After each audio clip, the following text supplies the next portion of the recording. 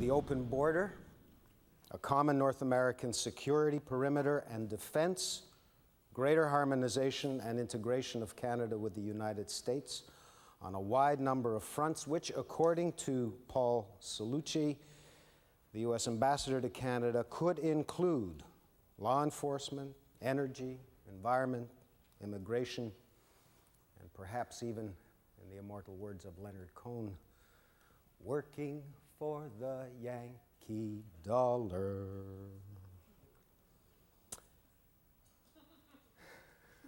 Diane, does that give you enough of an intro? All right. Diane Francis is first. Last year in introducing Diane, I said that she had the biggest cojones in Canadian journalism. She calls it the way she sees it, and she tells it straight. Some even say bluntly. She's also responsible for our nifty new electronic time warning system. We put it together in response to a suggestion that she made last year. Diane Francis, would you please come up?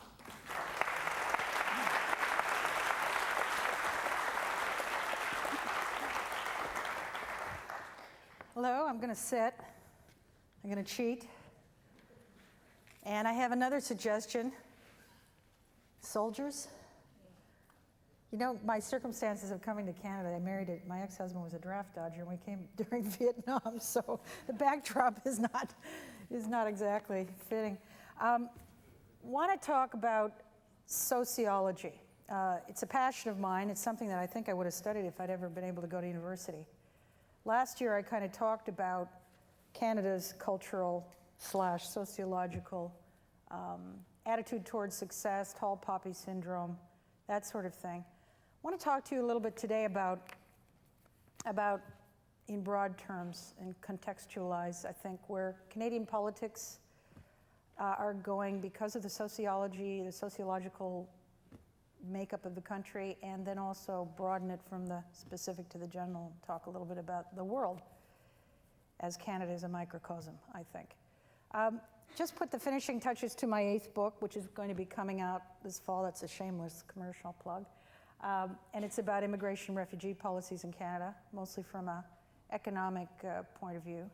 But not being Canadian and going to school here, I went to school on the history of the country and the immigration history. And I think that I was quite amazed at what I found. And I think that we can extrapolate from that a number of things that, for instance, the creation of the Reform Party and some of the other political situations that we find ourselves in Canada. Goes back to the turn of the century. Up until in the 19th century, Canada had several millions of people immigrate from Europe, and more people leave than immigrate. That was the case. Built the railroad, and in 1900, the Prime Minister of the day, Laurier, hired a guy as a cabinet minister called Clifford Sifton in Winnipeg, and he said, look, we got to fill the prairies. It's big, it's empty, we built this railway, we don't have any freight to make it pay. We're going to go bust spectacularly. Let's do something about it. And they concocted a brilliant marketing scheme called the Last Best West. And between 1900 and 1910, first of all, they convinced the railways, who had been bequeathed 22.5 million acres, to give away the land to homesteaders, along with farm implements, in order to have them grow stuff for freight purposes. The prairies in 1900 had 400,000 people. By the end of the Last Best West campaign, which was targeted at 2 US states and the northern part of Europe, in 10 years, the population was nearly 2 million. And the amount of wheat that was grown for market had quintupled. It was a huge success. Winnipeg had the biggest railway freight yards on the planet and had more grain elevators than any other place in the world. And the rest is history. Now, what did this mean? They targeted the northern tier. They had testimonials, they had billboards, pamphlets, they hired agents, they got 10% of, I don't know, whatever it was. People got 160 acre section for free if they came and homesteaded. They targeted the northern tier for obvious reasons. First of all, there was the beginnings of the Bolshevik revolution in Tsarist Russia, and the people were used to a very harsh climate, which of course the prairie is characterized by. That was a huge success. Germans, Swiss Mennonites, Ukrainians, Russians, Scandinavians, Baltics, Germans. They came in huge numbers to settle the prairies. The West prairies were a melting pot, not a mosaic, a melting pot. It was Canada's melting pot. And when you have a melting pot, the only way you can get along with one another is to look and search for the commonalities, the common interests. And what characterized the prairies then and prairies now, and just one other little addendum to that, is that they, having been successful in Northern Europe, they decided to go to Nebraska and Iowa because farmland was not around and it was very high in price. And they enticed, through the same kind of marketing techniques and giveaway of land, a lot of American farm boys. And they went to, not surprisingly, southern Alberta. So you have this mix, this pluralistic, multicultural melting pot prairies. And in that kind of a society, what is important is individual rights, not collective rights. Equality is very important. No first among equals. Meritocracy is the important watchword. Can do. You see this spirit everywhere in the prairies. But paradoxically, faced with a very hostile climate, a sense of community and cooperation, at the same time individualistic.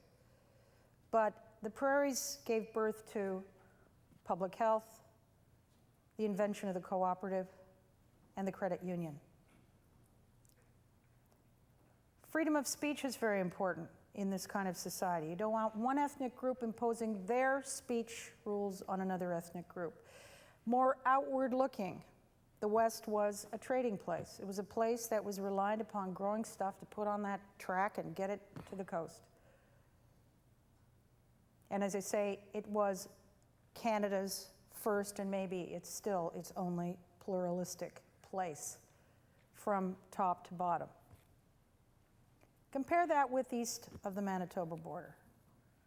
Ontario, George Drew, the Premier of Ontario, actually had, during his tenure, a policy of attracting immigrants only from the British Isles to Ontario.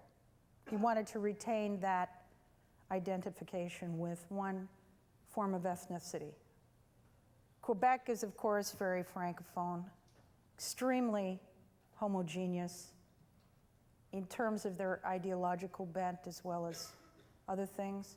And then you have the Maritimes, where you have old line families, lots of concentration of power, Celtic, Acadian, again, very homogeneous in a way, kind of clumps of different groups from founding nations.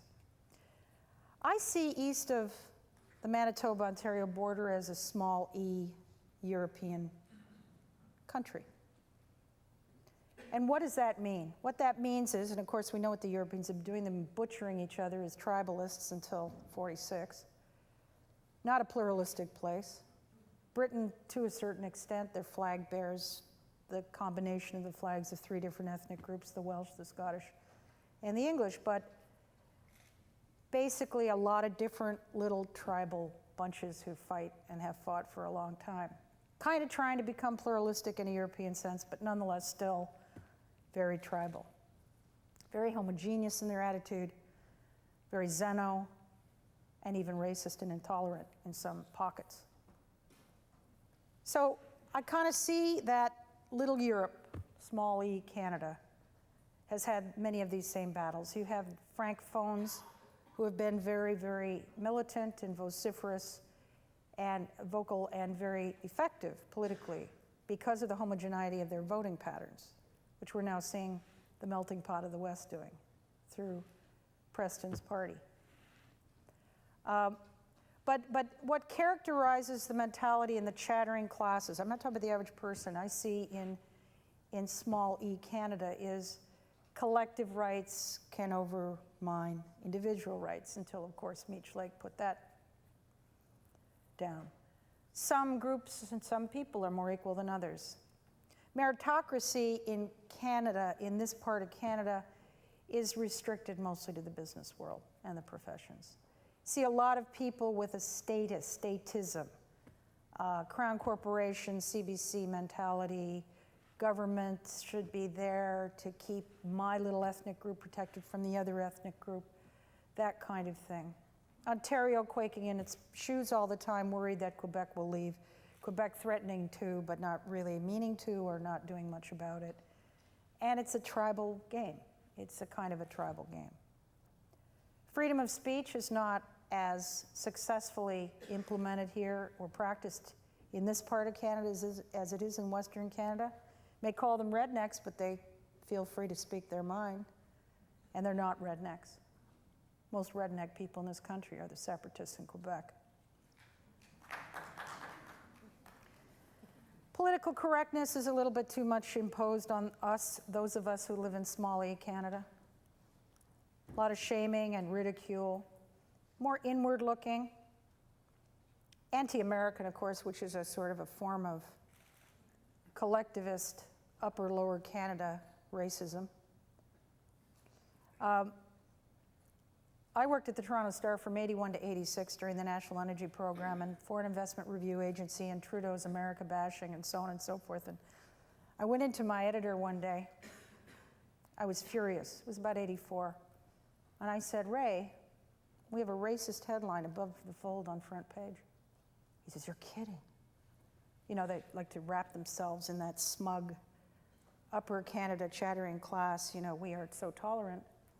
And I said, it's awful. He says, that's terrible. I'll get fired. He said, let me look. I said, I don't see anything. I said, that story. He says, oh, that's anti-American. I said, that's my ethnic group.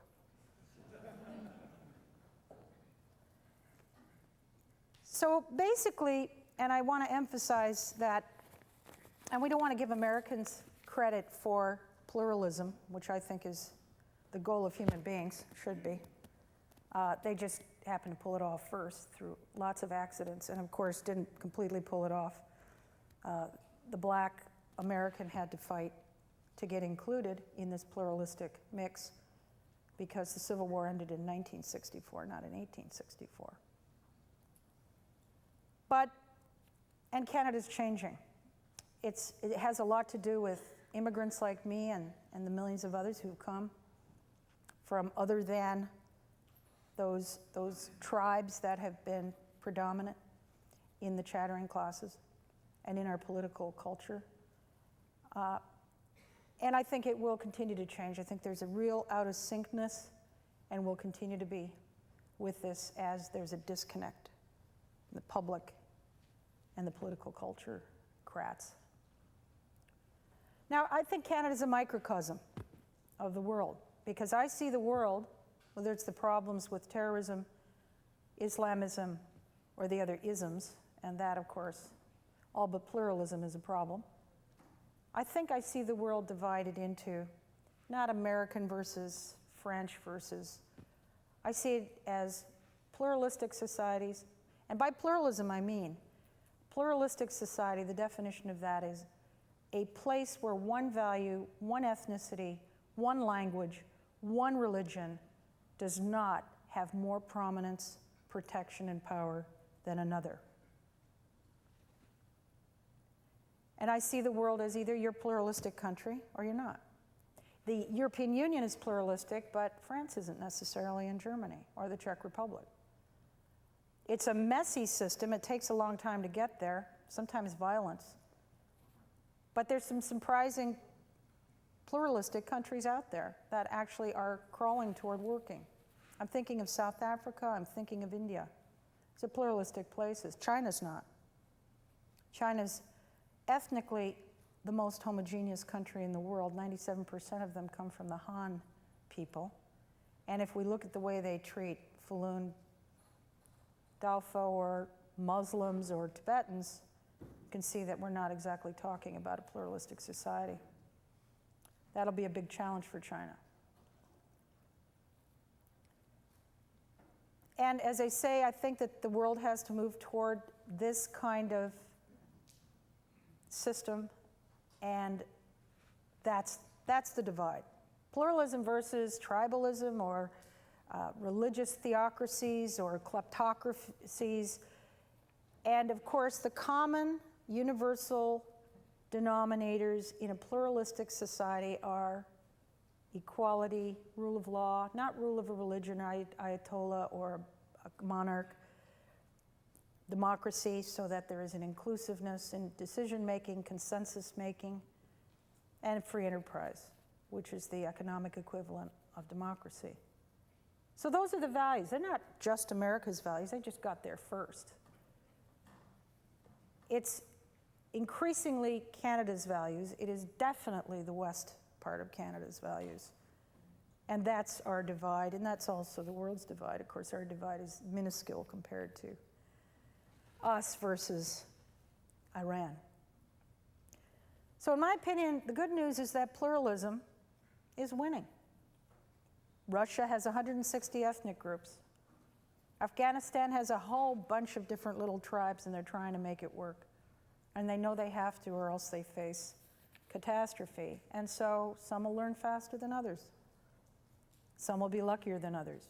The bad news is there's whole pockets of the world that are very dangerous to the rest of us, and it's obviously the Islamist world and possibly China. And the timeline for the Middle East problems to be sorted out are going to take a long time. But that's okay. We had a head start, and we're still not there. So thank you very much, and my time is out, nearly out. Thank you.